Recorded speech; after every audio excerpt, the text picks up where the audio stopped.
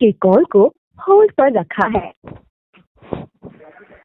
Hello. Hello जी, बताइए क्या नाम है आपका? मेरा नाम है राहुल। हाँ जी, पूछिए क्या पूछना है आपको? हाँ सर, पूछ रहा हूँ एसएससी का रिजल्ट कब आएगा? हाँ जी, एसएससी का रिजल्ट कब आएगा?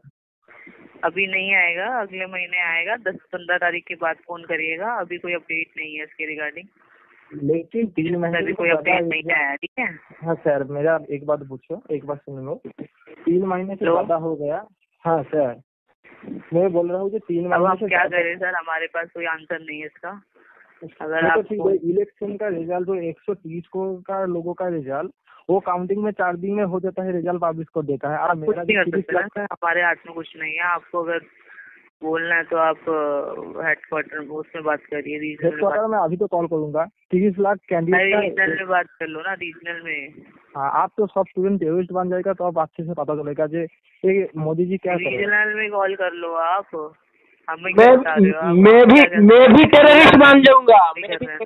एसएससी जीटी का রাইফেল नहीं चला देगा तो জয় হিন্দ বন্ধু। তো ফাইনালি কিন্তু আমি আজকে হেড অফিসে কিন্তু কল লাগিয়েছিলাম। তো সেখানে কি বলেছে তোমরা কিন্তু ভালোভাবে তোমরা শুনেছো।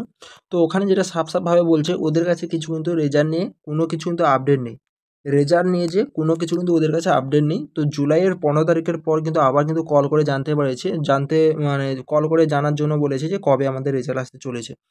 তো এইটা থেকে তো ফাইনালি তোমরা কনফার্ম হয়ে গেছো যে আমাদের কিন্তু এই মাসে কিন্তু রেজাল্ট কিন্তু আসবে না, ঠিক আছে? কারণ এ কিন্তু আমাদের 15ই জুলাই কিন্তু আবারও কিন্তু একবার কল করতে বলেছে। এই বছর কেন আমাদের রেজাল্ট আসতে দেরি হচ্ছে ভাই সেটা কেউ জানে না। এসএসসি কোনো রিজনও বলছে না যে কী কারণে আমাদের এসএসসির রেজাল্ট পাবলিশ করতে এত লেট হচ্ছে। কারণ সেই আগের বারেও এক্সাম হয়েছিল, সেখানে কিন্তু 2 মাস নাগাদ মানে 52 দিনের দিনা কিন্তু আমাদের রেজাল্ট কিন্তু পাবলিশ করেছিল। তো আজকে কিন্তু এসএসসিটি আমাদের 2024-এর যে মানে পরীক্ষা কিন্তু প্রায় কিন্তু 90 দিন কিন্তু প্লাস হয়ে গেছে। এখনও পর্যন্ত রেজাল্টের কিছু কিন্তু আতা-পাতা কিছুই নেই। তো কী চলছে ভিতরে, কী মানে কিসের জন্য রেজাল্ট ছাড়ছে না সেটা কিন্তু এখনও পর্যন্ত বলছে না। আর তোমরা ভালো করে জানো এই বছর কিন্তু এসএসসিটির যে পরীক্ষা, এসএসসিটির পরীক্ষা কিন্তু প্রথম থেকে কিন্তু গোলমাল চলছে। তোমরা ভালো করে জানো এসএসসিটি কিন্তু কোনোবারই কিন্তু এক্সাম কিন্তু হয়নি, কিন্তু এবারে কিন্তু আমাদের এক্সামও কিন্তু আমাদের হয়েছিল। তো সেই কারণে আমার মনে হচ্ছে, তো প্রথমে আমাদের এক্সামের কারণে আমাদের অ্যান্সার কিন্তু আসতে লেট হচ্ছিলো। তো তখন আমরা বারবার করে যখন অফিসে কল করি তারাও এইরকমভাবে বলছিল যে আমরা কিছু জানি না। কিন্তু তারপরে কিছুদিন পর কিন্তু একটা নোটিশ পাবলিশ করেছিল। তো সেখানে কিছু শিফটে কিন্তু এক্সাম পুরোপুরিভাবে এখানে ক্যান্সেল করে দিয়েছিল।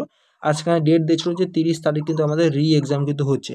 তো এরকমভাবে হয়তো দেখা যাবে এখানেও কিছু গোলমাল চলছে এক্সামের কারণে। তো সেটা কিন্তু এখনও পর্যন্ত ক্লিয়ারলিভাবে কোনো কিছু বলছে না, জাস্ট ওয়েট করতে বলছে। যখনই কল করছি ওয়েট করতে বলছে।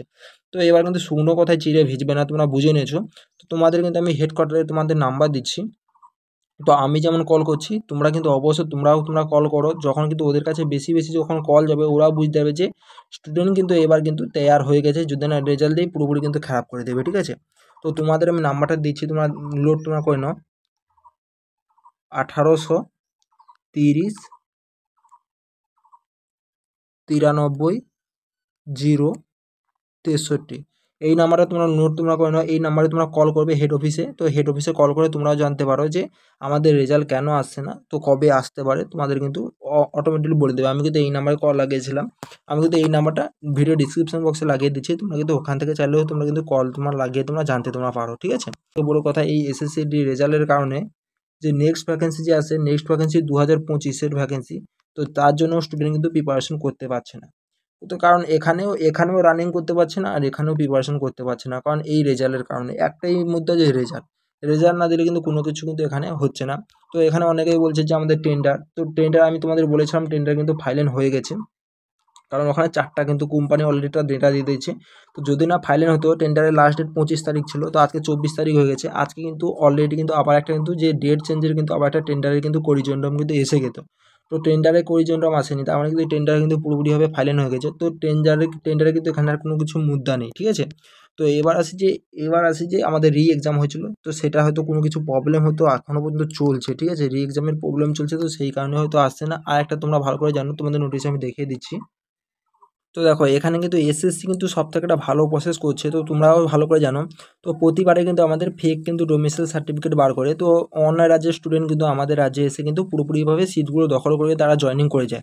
এসএসসি কিন্তু এবারে পুরোপুরি কিন্তু তাগড়া হয়ে গেছে। তো যারা কিন্তু এক্সাম দিয়েছিল এসএসসি যারা কিন্তু এক্সাম দিয়েছিল এই বছর, তাদের কিন্তু ডাটা কিন্তু চেকিং চলছে, ডেটা তাদের কিন্তু চেকিং চলছে। তো সেখানে কিন্তু অনেক স্টুডেন্টকে ধরা পড়ছে। তো কীরকমভাবে ধরা পড়ছে, তো এখানে একটা স্টুডেন্ট এখানে কিন্তু দুটো করে কিন্তু রেজিস্ট্রেশন করে দুটো করে এক্সামে বসে গেছে, কিন্তু তাদের ফিঙ্গারপ্রিন্ট কিন্তু একটাই করছে। যখন ডেটা যখন দেখছে যে একটাই ফিঙ্গারপ্রিন্টে দুজন কী করে হতে পারে, ঠিক আছে। তার জন্য তোমরা দেখতে পাচ্ছ, এটা দেখতে পাচ্ছ এখানে লেখা আছে কেন্দ্রীয় সশস্ত্র পুলিশ বল, তো সচিবালয় সুরক্ষা বল, এমএ কনস্টেবল সামান্য ডিউটি অর আসাম রাইফেলম্যান। তো 2024 তোমরা দেখেছো এসএসসিডির কথা এখানে বলছে। তো এখানে কিন্তু কিছু ক্যান্ডিডেট কিন্তু ইমেলে কিন্তু এখানে একটা করে কিন্তু নোটিশ পাঠাচ্ছে, একটা করে কিন্তু নোটিশ পাঠাচ্ছে। সেই নোটিশে কিন্তু এই রকম কিন্তু পুরো সেম টু সেম এই নোটিশগুলো পাঠাচ্ছে। তো এখানে কি বলা আছে, তো এখানে তোমরা নাও। তো এখানে বলা আছে आप कर्मचारी चयन आयोग के मध्य प्रदेश और एंड अन्य क्षेत्रों में एक से अधिक बार মানে অন্য नामों से परीक्षा में सम्मिलित हुई हो। তো এটা 1 নম্বর একটা পয়েন্ট বলেছে। 2 নম্বর পয়েন্ট বলেছে তো পরীক্ষা में आपके स्थान पे कोई অন্য ব্যক্তি উপস্থিত हुआ हो। তো এখানে দুটো কারণ বলেছে। তো একটা কারণ বলেছে যে তুমি এখানে একটা ব্যক্তি হয়ে তুমি কিন্তু এখানে দুটো তুমি এক্সাম তুমি দিয়েছো অন্য নাম করে। তো এখানে আলাদা একটা আধার কার্ডে তোরা আলাদা একটা নাম করে দিচ্ছে, প্যান কার্ডে একটা আলাদা নাম করে, কিন্তু এখানে আলাদা আলাদা পরীক্ষায় বসেছে। না হলে এই জায়গায় তুমি বসেছো, এই জায়গায় অন্য একজন কাউকে বসিয়েছো, ঠিক আছে। এই জন্য কিন্তু এসএসসি এগুলো কিন্তু পুরোপুরি ডাটা কিন্তু পুরো চেকিং করছে। আর এখানে প্রচুর পরিমাণ স্টুডেন্টকে কিন্তু এখানে ডেকে পাঠাইছে। তো এদের কিন্তু এখানে বলেছে 26 তারিখ কিন্তু এখানে প্রেজেন্ট থাকতে বলেছে। তো এদের ইনকোয়ারি হবে। আর কিন্তু এদের যদি ইনকোয়ারিতে যদি পাওয়া যায় যে এরা সত্যিকারে ফেক, ঠিক আছে, তাহলে কিন্তু এদের কিন্তু 5 থেকে 7 বছরের কিন্তু এখানে পরীক্ষা কিন্তু এসএসসি পরীক্ষায় কোনো বুঝতে পারবে না। তো এখান থেকে বুঝে নিয়েছো। তো এই বছর তো মানে কিছু তো ভাই এক্সট্রা হতে চলেছে, কারণ এবারে আমি আশা করি ওয়েস্ট বেঙ্গল ক্যান্ডিডেটের জন্য গুড নিউজ। তো আমাদের সেন্টারে ধরতে হতো কারা ফেক ক্যান্ডিডেট, কাদের ফেক ডোমিসাইল সার্টিফিকেট। তো এটা হচ্ছে এবছর তো করতে হবে না, কারণ এবারে কিন্তু এসএসসি কিন্তু চায় যে এবারে কিন্তু জয়েনিংয়ের আগে কিন্তু এদের পুরোপুরি ধরে কিন্তু বার করে দেওয়া, ঠিক আছে, ছাঁটাই করে পুরো দূর করে দেওয়া। তো যারা কিন্তু জেনুইন ক্যান্ডিডেট তারাই কিন্তু এখানে সিলেকশন পাবে, যারা কিন্তু ফেক ক্যান্ডিডেট তারা কিন্তু জয়েনিং পর্যন্ত যেতে পাবে না, ঠিক আছে।